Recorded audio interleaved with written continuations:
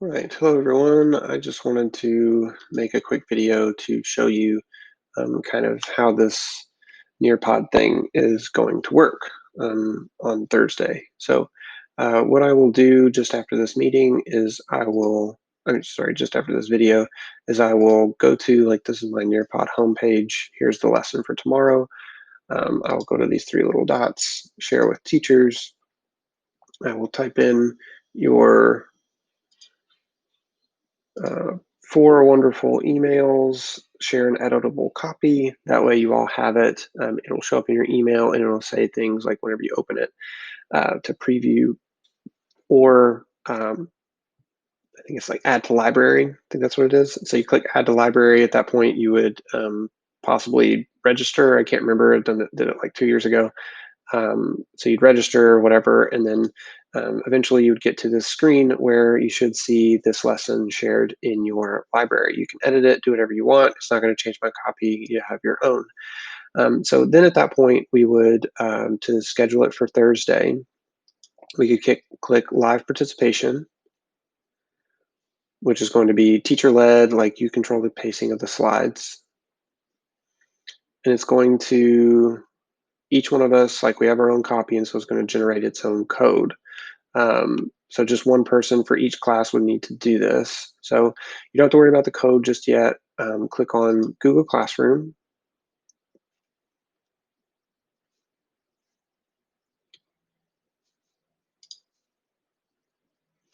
And pops up a little window.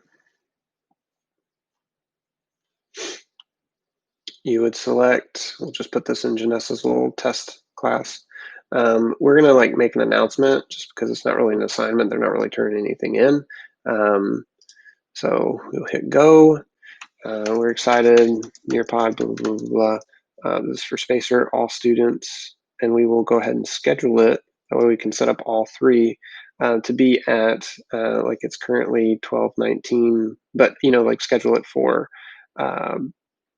like, let's see, I'll just put it for, you know, let's see, 12:25 today, but we can schedule it for, I would recommend 10 minutes before class starts because I know you schedule it for 12:25 today, but it's going to be 12:29 or 30 before it actually posts in Google Classrooms. But if I click schedule, then all of a sudden I can go and like view it just to make sure it's there from that screen.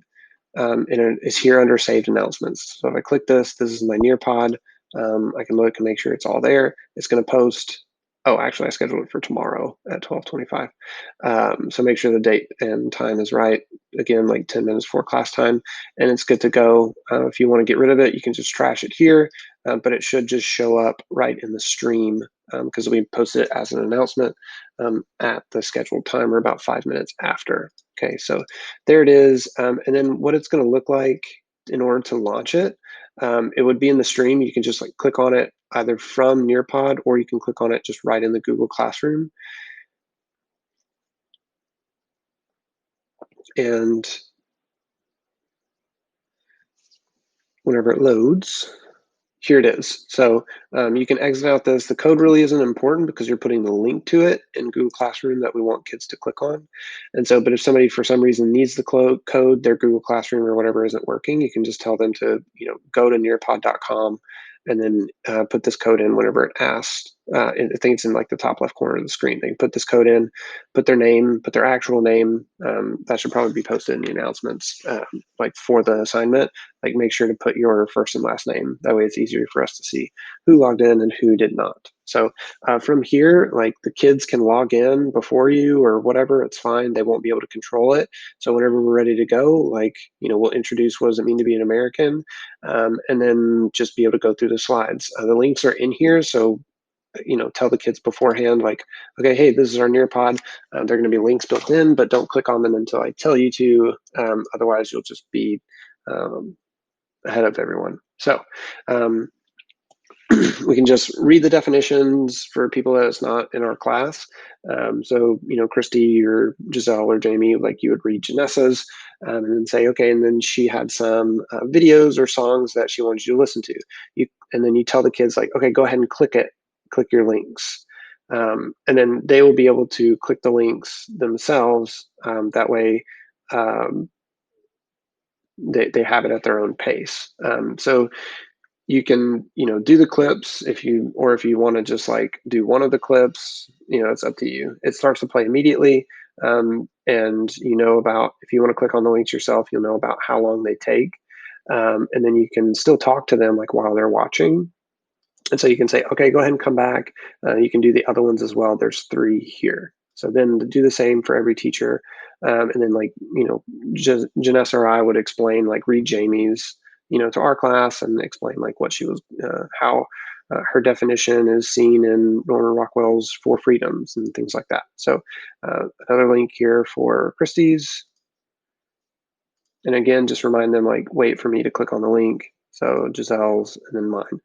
Once you're done, you can, and you're ready for everybody else to be done, you can leave. And the code stays active for like 2 weeks. But you don't have to worry about the kids leaving or anything before. You can just like leave out and then go back to Zoom or whatever we're doing for that. So that is how we're going to navigate the Nearpod things on Thursday. And if you have time to watch this before we meet, just let me know if you have any questions or if anything wasn't clear. Okay.